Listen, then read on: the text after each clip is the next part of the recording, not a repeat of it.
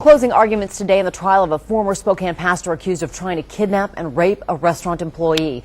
Herman Lewis is also charged with trying to run over two police officers who tried to keep Lewis from escaping. KXLY4's Jeff Humphrey live at the courthouse where Lewis's jury has wrapped up their deliberations for the day. And Jeff, jurors are trying to decide if Lewis was crazy the day he was arrested. That's right, Robin. Herman Lewis is asking his jurors to find him not guilty by reason of insanity. However, prosecutors think they have shown that Lewis was simply acting like he was crazy to avoid being punished for these crimes. The day that he was taken into custody, Herman Lewis shouted from his gurney that he was God and police had no authority to arrest him. It's one reason why a judge agreed to send Lewis to Eastern State Hospital for a mental health evaluation. Today, Dr. Randall Strandquist told jurors about Lewis's first few days in jail. He began announcing that he's crazy.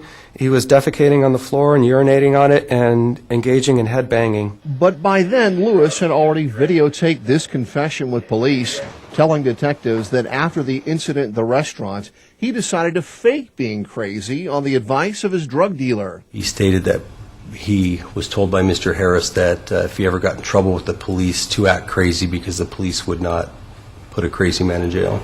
Did Mr. Lewis say he was pretending to be crazy? Yes, he did.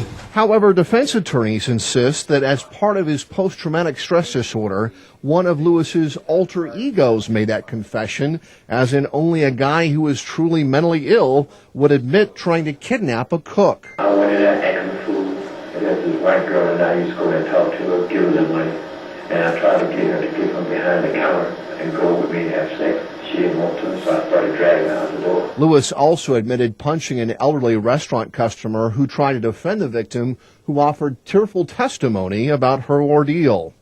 After my third time telling him I wasn't going with him, he grabbed my boobs, ripped my shirt, and at that time I pushed him away like this, and that's when he grabbed both my hands. Today, the defense reminded the jury that after his arrest, Lewis went on medication and hasn't had any behavioral problems since that time. That's why they argue that Lewis was suffering from a temporary form of insanity and does not belong in prison. The jury resumes its deliberations here tomorrow morning. Reporting live at the courthouse, Jeff Humphrey, KXLY4.